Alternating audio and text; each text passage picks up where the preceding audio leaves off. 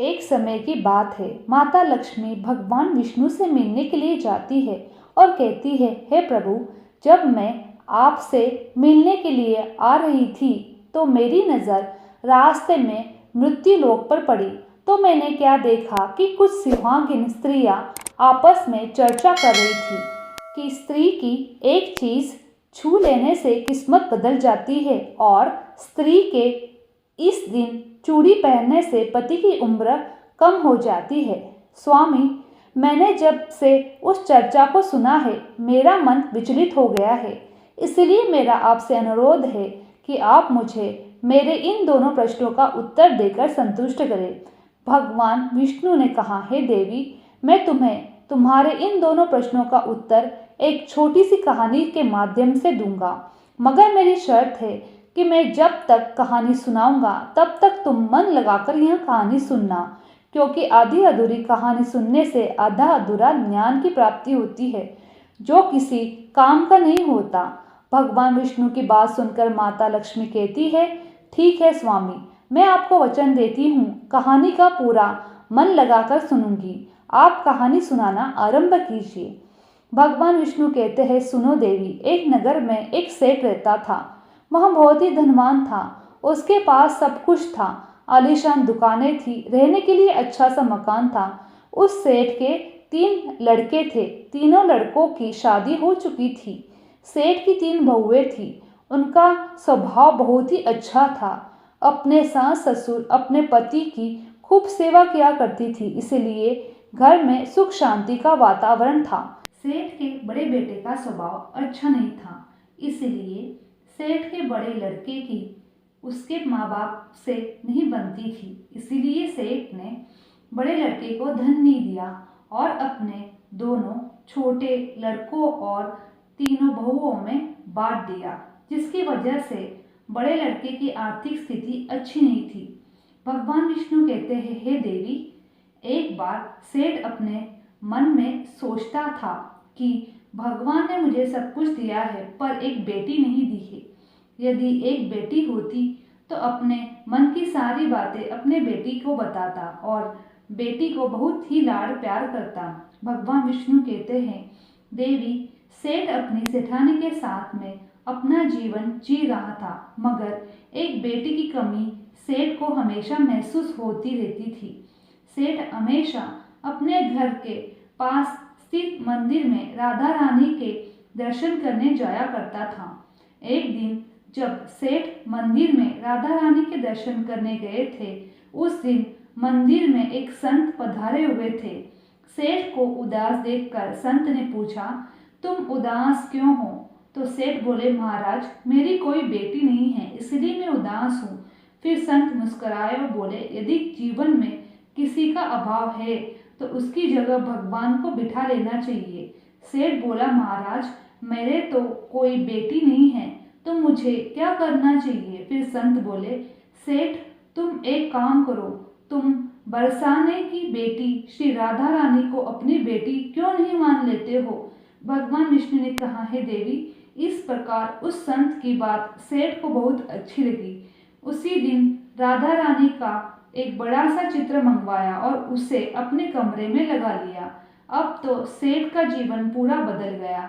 वहाँ उठते बैठते सोते जागते श्री राधा रानी को अपनी बेटी मानकर उनसे बातें करने लगता था। और इतना ही नहीं, सेठ को अपनी बेटी राधा रानी को हर बात बताने बहुत ही आनंद आता था। इस प्रकार से राधा रानी में ऐसा लगन लगी कि वे दुकान पर जाते थे तो श्री राधा रानी को भोग लगाकर प्रसाद पाकर ही जाते थे और शाम को लौटते थे तो राधा रानी को प्रणाम करते और उनसे बातें करते और भोग लगाकर प्रसाद ग्रहण करते थे।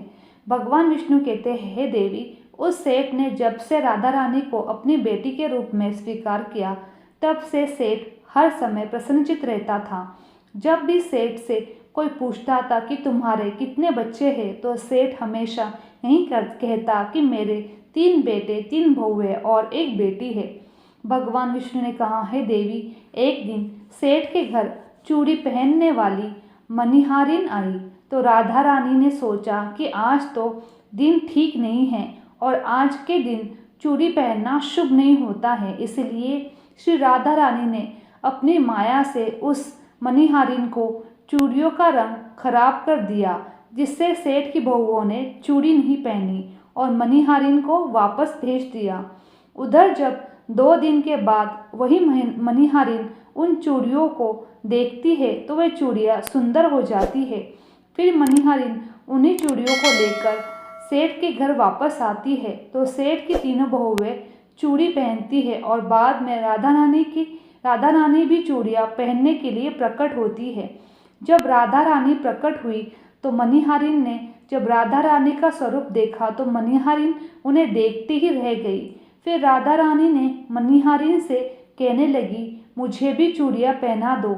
उधर राधा रानी की बात सुनकर मणिहारिन ने मन में विचार किया, हो सकता है कि सेठ जी के घर कोई मेहमान आया हो, क्योंकि हमेशा तो मैं जब भी इस घर में चूड़ियाँ पहनने आती हूँ तो सेठ की केवल 3 बहुएं ही दिखाई देती है जो हमेशा से चूड़ियाँ पहनती थी, मगर आज यह चौथी बेटी नजर आई है। लगता है कोई मेहमान होगी। भगवान विष्णु कहते हैं कि हे देवी। फिर ऐसा सोचकर उस मणिहारिन ने राधा रानी को चूड़ियाँ पहना दी। राधा रानी चूड़ा पहनकर एक ओट में जाकर अंतर्धान हो गई। सभी को चूड़ियाँ पहनाकर मणिहारिन हमेशा की तरह चूड़ियों के पैसे लेने के लिए सेठ जी की दुकान पर चली गई। फिर मणिहारिन को देखते ही सेठ कहने लगता है, घर पर चूड़ियाँ पहना के आई हो क्या? तुम हमारी तीनों बहुओं को चूड़ियाँ पहना कर आई हो क्या? यहाँ लो तुम्हारे पैसे। मैं तुम्हें देखकर ही समझ गया कि तुम दुकान पर पैसे लेने के लिए आई हो। और फिर सेठ ने मणिहारिन को हर बार की तरह जितने पैसे देते थे उतने ही पैसे दिए। तो मणिहारिन कहने लगी, सेठ जी, इस बार मैंने 3 जनों को नहीं बल्कि 4 जनों को चूड़ियाँ पहनाई है, इसलिए अब की बार मैं ज़्यादा पैसे लूँगी। भगवान विष्णु कहते हैं, हे देवी। मणिहारिन की बात को सुनकर सेठ कहने लगे, हमारे घर तो 3 बहुएं के अलावा और चौथी और कोई नहीं है, फिर तुमने चूड़ियाँ किसे पहनाई हैं? तो मणिहारिन कहने लगी, सेठ जी, मैं नहीं जानती, लेकिन मैं तो सिर्फ इतना जानती हूँ कि मैंने तो आपके घर पर 4 जनों को चूड़ियाँ पहनाई है। फिर इस प्रकार मणिहारिन की बात सुनकर सेठ कहने लगता है, ठीक है, पहले तो तुम 3 जनों के पैसे ले लो, जाओ, और बाकी के पैसे पहले घर जाकर पता करूँगा कि चौथा कौन है जिसे तुमने चूड़ी पहनाई है। मणिहारिन बोली, ठीक है सेठ जी, पहले आप घर पर पता कीजिए, उसके बाद मुझे पैसे दे देना।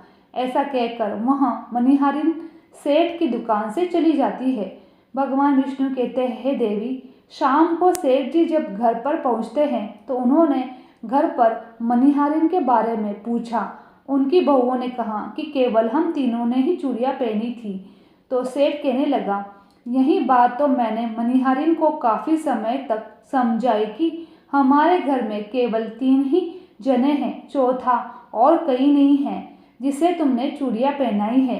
मगर वहाँ मणिहारिन यह बात मानने के लिए तैयार ही नहीं थी और बार बार उसका यही कहना था कि मैंने 4 जनों को चूड़ियाँ पहनाई हैं।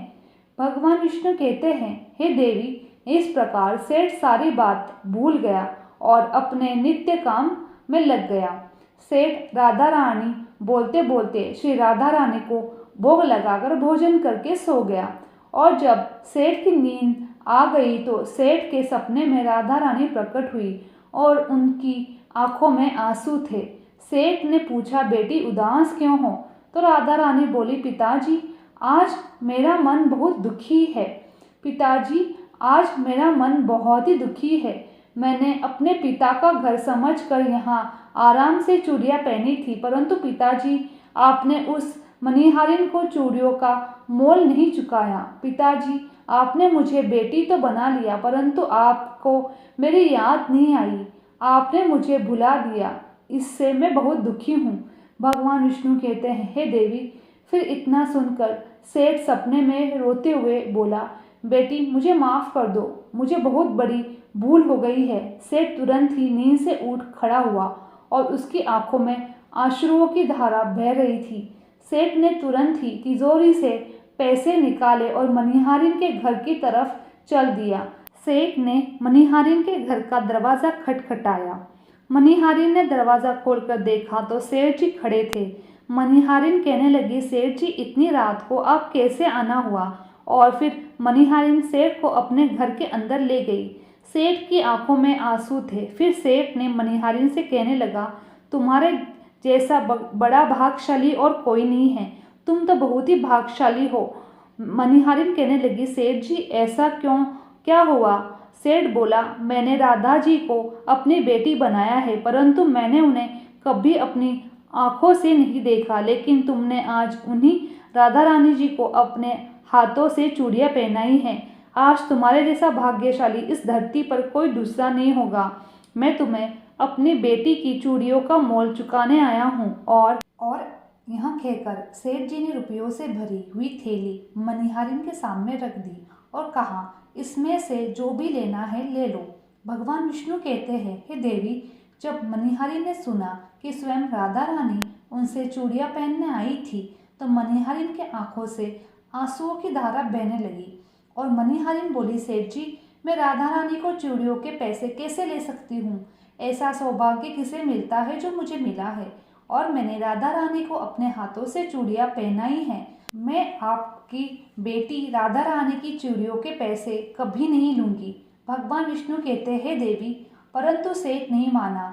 रुपयों से भरी थैली मनिहारिन के घर पर रख दी और वहाँ से सीधे घर की ओर आ गया। अपनी पत्नी को लेकर श्री राधा रानी के मंदिर में चले गया। उस दिन के बाद सेठ जी ने अपना सब कुछ छोड़कर संन्यास ले लिया और अपना शेष जीवन राधा रानी के मंदिर में राधा रानी की भक्ति करते हुए बिता दिया। भगवान विष्णु कहते हैं, देवी, इधर सेठ मंदिर में राधा रानी की भक्ति में खो गया और अपनी पत्नी के साथ मंदिर में रहकर राधा रानी की भक्ति करने लगता है, और उधर राधा रानी बड़े लड़के के सपने में पहुंच जाती है और कहती है, तुम अपनी माँ की सेवा नहीं करते हो, इसलिए तुम्हारी ऐसी स्थिति है। तुम आज से ही अपनी माँ के चरण छूना आरंभ कर दो। रातों रात तुम्हारा भाग्य कैसे बदलता है। भगवान विष्णु कहते हैं, देवी, इस प्रकार से सेठ का बड़ा लड़का अपनी माँ के चरणों को रोजाना छूने लगा और फिर धीरे धीरे बहुत बड़ा आदमी बन गया। उसके पास धन की कोई कमी नहीं रही। फिर भगवान विष्णु कहते हैं, देवी, तुम अपने पहले प्रश्न का उत्तर समझ लो। तुम्हारा पहला प्रश्न था कि स्त्री की कौन सी चीज़ उसे बिना बताए छूने से रातों रात भाग्य बदल जाता है। तो ठीक से समझ लो, जो इंसान सेठ के बड़े बड़े लड़के की तरह अपनी माँ के चरणों की सेवा करता है, माँ के चरणों का अमृत पान करता है, उसका सोया हुआ भाग्य भी जाग जाता है और एक दिन वह इंसान बहुत बड़ा आदमी बनता है। भगवान विष्णु कहते हैं, देवी, तुम्हारे दूसरे प्रश्न का उत्तर सुनो। तुम्हारा दूसरा प्रश्न था कि स्त्री के किस दिन चूड़ी पहनने से पति की उम्र कम हो जाती है। तो सुनो, जिस दिन मनिहारिन सेठ की तीनों बहुओं को चूड़ी पहनाने के लिए आई थी तो राधा रानी ने देखा कि उस दिन मंगलवार था, इसलिए राधा रानी जी ने अपनी माया से उन चूड़ियों का रंग काला कर दिया था, जिससे सेठ की बहुओं को चूड़ियों का रंग पसंद नहीं आया। और फिर मनिहारिन अगले 2 दिन के बाद आई। उस दिन शुक्रवार था और उस दिन राधा रानी की कृपा से चूड़ियों का रंग सुंदर हो जाता है। सेठ की तीनों बहुएं और राधा रानी चूड़ियाँ पहनती है। इस तरह हमेशा के लिए सचेत रहने के लिए राधा रानी सेठ के बड़े लड़के की तरह सेठ की तीनों बहुओं के सपने में आती है और चूड़ी का महत्व बताते कहती है कि हर सुहागन स्त्री को चूड़ी पहनने से पहले कुछ बातों का विशेष ध्यान रखना चाहिए। सुहागन स्त्री को 21 चूड़ियाँ पहननी चाहिए। नई चूड़ी हमेशा सुबह या शाम को पहननी चाहिए। नई चूड़ी हमेशा रविवार या शुक्रवार को पहननी चाहिए। इस दिन पहनने से पति की उम्र बढ़ती है। चूड़ी मंगलवार और शनिवार को ना तो खरीदनी चाहिए ना ही पहननी चाहिए, इससे पति की उम्र कम होती है। चूड़ी 16 श्रृंगार में से एक होती है, इसलिए जब भी चूड़ी पहने तो सोच समझकर पहननी चाहिए। वीडियो अगर पसंद आई होगी तो वीडियो को लाइक और हमारे चैनल को सब्सक्राइब करना ना भूलें। आप सभी का धन्यवाद।